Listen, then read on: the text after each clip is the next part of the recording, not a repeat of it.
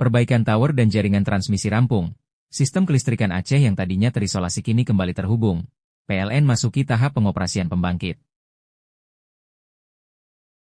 Aceh Tamiang, 17 Desember 2025 PT PLN, Persero, berhasil memulihkan kembali jaringan transmisi bertegangan 150 kV, KV, Pangkalan Brandan Langsa pada Rabu 17 Desember pukul 13.30 waktu Indonesia Barat.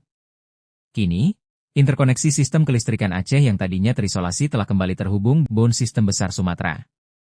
Dengan pulihnya interkoneksi tersebut, pemulihan kelistrikan Aceh kini memasuki tahapan pengoperasian kembali pembangkit listrik. Direktur Utama PLN, Darmawan Prasojo menyampaikan bahwa jaringan transmisi Pangkalan Brandan Langsa merupakan penopang utama interkoneksi sistem kelistrikan Sumatera dan Aceh, sehingga pemulihannya menjadi langkah krusial dalam mengembangkan kekuatan sistem kelistrikan Aceh pasca bencana. Tersambungnya kembali transmisi Pangkalan Brandan Langsa adalah titik penting dalam pemulihan kelistrikan Aceh. Jalur ini menjadi backbone interkoneksi Sumatera Aceh, sehingga pemulihannya membuka jalan bagi tahapan lanjutan pemulihan sistem secara menyeluruh, ujar Darmawan di Aceh Tamiang pada Rabu 17 Desember.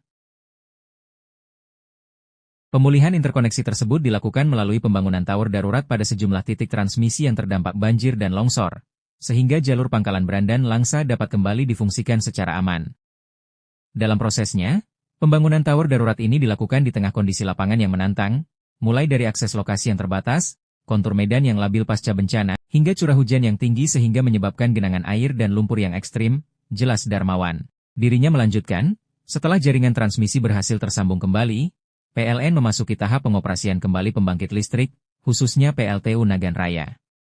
Proses ini membuat sistem kelistrikan Aceh berangsur-angsur pulih. Untuk pengoperasian optimal, dibutuhkan durasi sekitar 48 jam ke depan melalui proses pemanasan, sinkronisasi dengan sistem, serta pengujian kinerja. Tahapan ini menjadi prasyarat sebelum sistem dapat dibebani lebih lanjut agar aliran listrik tetap andal dan tidak memicu gangguan lanjutan. Pemulihan kelistrikan harus dilakukan berurutan. Setelah interkoneksi, kami masuk ke pengoperasian pembangkit agar pasokan yang dihasilkan benar-benar optimal dan dapat menopang sistem secara andal, tegasnya.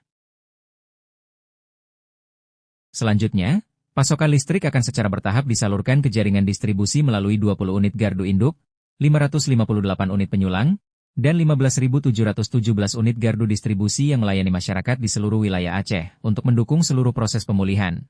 Lebih dari 1.600 petugas PLN masih terus bersiaga hingga pemulihan listrik pasca di Aceh dapat dituntaskan.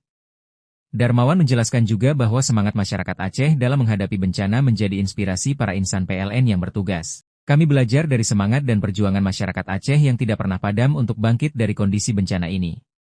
Maka tim PLN tidak pernah menyerah karena ini bukan hanya soal memulihkan pasokan listrik, namun ini simbol api perjuangan rakyat Aceh, ungkapnya. Dirinya juga menjelaskan bahwa di sejumlah wilayah Aceh masih terdapat genangan lumpur dan air pasca bencana, sehingga penormalan jaringan listrik dilakukan dengan kehati-hatian agar tidak membahayakan masyarakat. Tidak hanya itu, Darmawan juga memohon maaf sekaligus memohon dukungan dari masyarakat Aceh dalam upaya memulihkan kelistrikan.